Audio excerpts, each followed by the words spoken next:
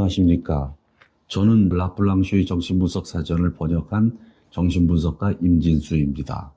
정확히 말하면 라플랑슈의 사전을 2005년도에 번역 초판을 발행했고 이번에 2024년 11월에 그 사전에 대한 번역 개정판을 낸 정신분석가 임진수입니다.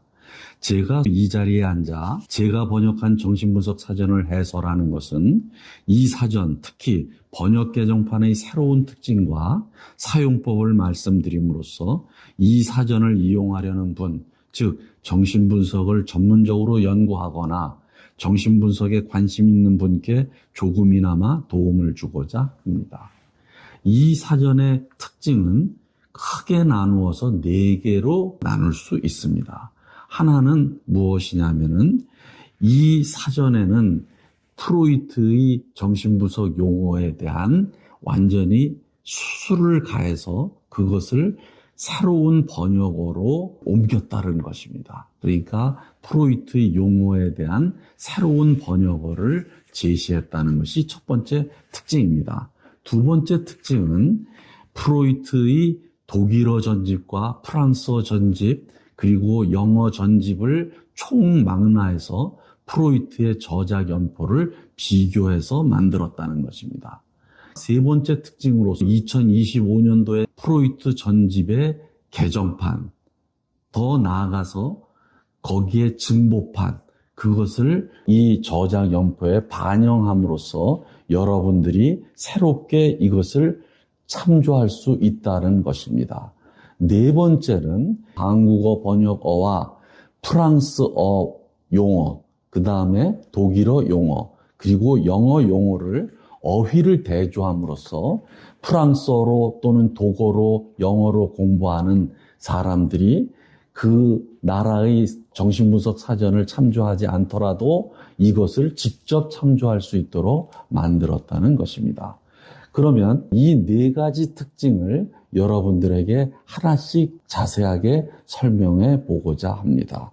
첫 번째는 저는 이번에 프로이트 정신분석 용어에 대한 약간의 수술을 단행했다고 아까 말씀드렸는데 사실은 약간의 수술이 아니라 약간의 수술이라고 할지라도 그것은 거의 혁명적인이라고 할 수 있을까요? 그런 수술을 단행했습니다.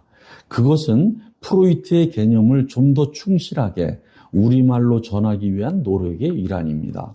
어떻게 보면 기존의 번역 체계를 흔들어 놓음으로써 일대 혼란을 가져올 수 있는 그러한 새로운 번역어는 정신분석과 정신분석학을 하려는 분들께는 반드시 필요한 과정이었습니다. 쑥스럽지만 제가 이 자리에 선 것도 그렇게 할 수밖에 없었던 역자로서의 고심을 여러분들에게 전하려고 하는 것입니다. 프로이트의 원 개념과 일치하지 않고 왜곡까지 하는 기존의 번역어를 바꾸어야 할 당위성을 간단하게 말씀드리고 새로운 번역어를 찾아 나서야 한다는 것을 강조하려고 합니다. 그렇다고 제가 제시하는 새로운 번역어가 정확하게 원 개념과 부합한다고 강조하고 싶지는 않습니다. 단지 저는 그러한 논의의 도화선이 되고 싶을 뿐입니다. 제가 지금서부터 설명할 새로운 번역어에 대해서는 이 사전 번역 개정판의 19페이지에서 28페이지에 걸쳐 자세히 해설되어 있으니까 저의 설명을 듣고 이 사전을 한번 읽어보시기 바랍니다. 우선 프로이트의 용어 중에서 가장 문제가 되는 것이 트립입니다.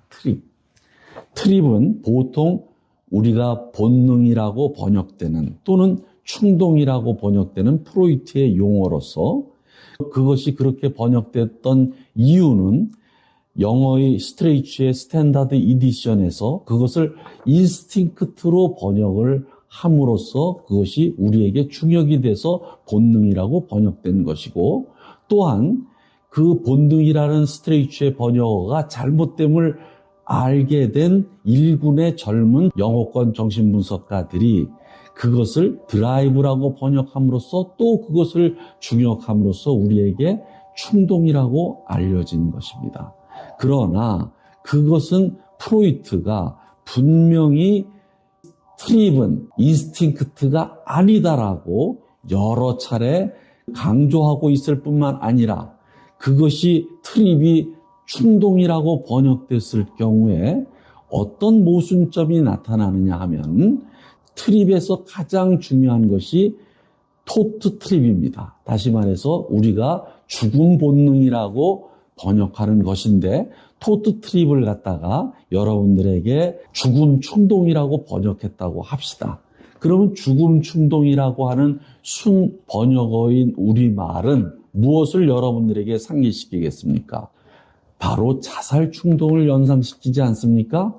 그러나 토트 트립은 정확히 말해서 토트 트립이 아니라 토데스 트립입니다. 토데스 트립은 사실은 자살 충동의 뉘앙스를 갖고 있는 죽음 충동이 아니라 우리의 심리의 일종의 항구적으로 내재하는 우리의 생명체를 자극의 제로점으로 데리고 가려고 하는 아주 지속적인 경향을 말합니다. 따라서 우리는 트립에 대한 새로운 번역어를 찾아 나설 필요가 있습니다. 그래서 제가 찾아낸 것은 욕망할 욕자의 움직일 동자인 즉 욕동입니다. 자, 이제 여러분들은 이 욕동이라는 말을 이러한 개념으로서 그 트립에 대한 새로운 번역어로서 사용해 주신다면 여러분들은 아마도 그 욕동에 대한 새로운 정의와 개념을 갖게 될 것입니다. 사실은 프랑스에서도 트립에 대한 적당한 불어 단어가 없었기 때문에 충동이라고 하는 앵필수용이라고 하는 단어에서 접두사 앵을 뺀 필수용으로 그 트립을 번역하고 있습니다. 따라서 우리도 이와 같이 새로운 번역어를 만들어낼 필요가 있는 것입니다. 자, 두 번째로서는 포르슈텔룸과 아펙트입니다. 왜 두 번째로 포르슈텔룸과 아펙트를 정했느냐 하면 프로이트의 정리에 따르면 트립, 즉 우리가 욕동으로 번역하는 트립은 포르슈텔룸과 아펙트로 구성되어 있기 때문입니다. 그런데 포르슈텔룸은 이 스탠다드 이디션에서 리프리젠테이션으로 번역됨에 따라서 우리나라에서 재현으로 중역되게 된 용어입니다. 그러나 그러한 재현이라고 하는 다시 나타나게 한다 또는 다시 보여준다라고 하는 재현이라고 하는 번역어는 포르슈텔룽의 원래의 의미에 부합하기에는 좀 부족한 감이 없지 않아 있습니다. 왜냐하면 포르슈텔룽이라고 하는 것은 두 가지 기본 요소를 전제합니다. 즉, 내가 누군가에게 제시할 어떤 개념과 관념을 떠오르게 하기 위해서는 그 대상이 부재하는 가운데 그 대상의 관념과 개념을 떠오르게 할 수 있는 간접적인 수단, 이것이 바로 포르슈텔룽입니다. 포르슈텔룽은 따라서 대상의 부재와 간접적 수단이라고 하는 아주 중요한 의미소를 갖고 있습니다. 그렇기 때문에 재현이라는 것은 다시 나타나게 한다, 보여준다라는 재현은 적절치 않다라고 생각합니다. 그래서 저는 여러분들에게 옛날에 철학에서 사용하던 표상이라고 하는 번역어로 되돌아가기를 여러분들에게 요구하고 싶습니다. 자, 두 번째는 아펙트입니다. 아펙트는 프로이트가 말했고 프로이트의 제자들이 말했듯이 이 아펙트는 감정이 아닙니다.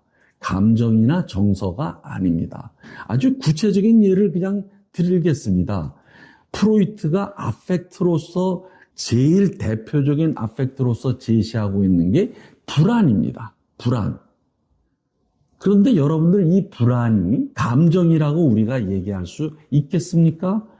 감정이나 정서는 보통 희로애락이라고 하는 그러한 것을 지칭하는 것이지 불안이라든지 정동의 또 다른 대표인 경악, 놀람 또는 두려움 그리고 죄책감 그리고 역겨움 이것이 아펙트인데 이 아펙트를 갖다가 감정이나 정서를 뜻하는 일종의 이모션이나 그 다음에 필링이나 이런 것으로 번역하는 것은 적절치 않다라고 생각합니다. 그래서 제가 찾아낸 것은 아펙트는 일종의 정의 움직임.